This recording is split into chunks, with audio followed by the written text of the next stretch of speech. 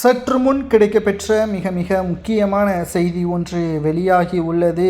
2026 சட்டசபை தேர்தலில் திராவிட முன்னேற்றக் கழகத்தின் தலைவர், திராவிட முன்னேற்றக் கழகத்தின் மிக முக்கியமான நிர்வாகிகளும் ஸ்டாலினும் பிரச்சாரத்திற்கு சென்றால் பொதுமக்கள் விரட்டி அடிப்பார்கள் என்ற தகவல்கள் தற்பொழுது சமூக வலைதளங்களில் வைரலாக பரவி வருகிறது.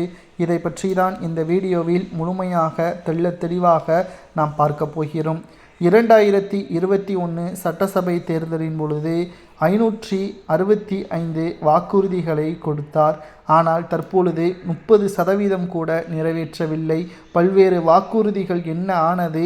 கோபாலபுர குடும்பத்தினர்களது சொத்துக்களும், திமுகவின் அமைச்சர்கள், எம்எல்ஏக்கள், கூட்டணி கட்சிகளது எம்எல்ஏக்கள் சொத்துக்களும் தான் உயர்ந்துள்ளது.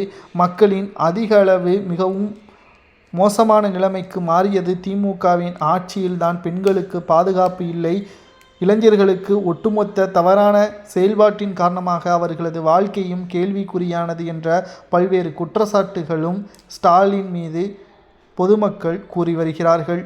2026 சட்டசபை தேர்தல் நடைபெறுவதற்கு இன்னும் 7 மாதங்களை இருக்கக்கூடிய நிலையில் ஒவ்வொரு கட்சிகளும் பிரச்சாரங்களை மேற்கொண்டு வருகிறது. ஆனால் திமுக மட்டும் இன்னும் மிக பிரம்மாண்டமான பிரச்சாரங்களை மேற்கொள்ளவில்லை.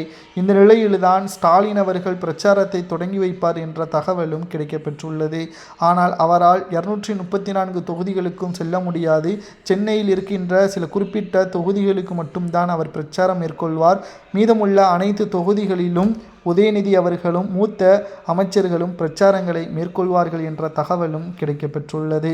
இந்த ஒரு வேளையில்தான் திராவிட முன்னேற்ற கழகத்தை பொறுத்தளவிற்கு மிக திராவிட முன்னேற்றக் கழகத்தை எதிர்த்து மக்கள் தங்களது எதிர்ப்புகளையும், ஸ்டாலினோ அல்லது அமைச்சர்களோ எங்களது தொகுதிக்குள் வந்தால் நிச்சயமாக நாங்கள் விரட்டி அடிப்போம் என்பதற்கேற்ப அவர்கள் கூறுவது சரியா? உங்களது தொகுதியில் திமுகவின் பிரச்சாரங்கள் வந்தால் உங்களது ஆதரவு யாருக்கு? அல்லது நீங்கள் அமைச்சர்களிடமோ எம்எல்ஏக்களிடமோ கேள்விகளை கேட்பீர்களா? கேள்விகள் கேட்டால்தான் இங்கு நிச்சயமாக மாற்றம் ஏற்படும் என்று எதிர்க்கட்சியினர்களும் தமிழக வெற்றி கழகத்தின் தலைவர் விஜய் அவர்கள் கூறுவதும் சரியா என்பதையும் கமெண்ட் வாயிலாக கூறுங்கள். அல்லது திமுகவின் ஆட்சி பொற்கால ஆட்சியா என்பதையும் மறக்காம கமெண்ட் வாயிலாக கூறுங்கள்.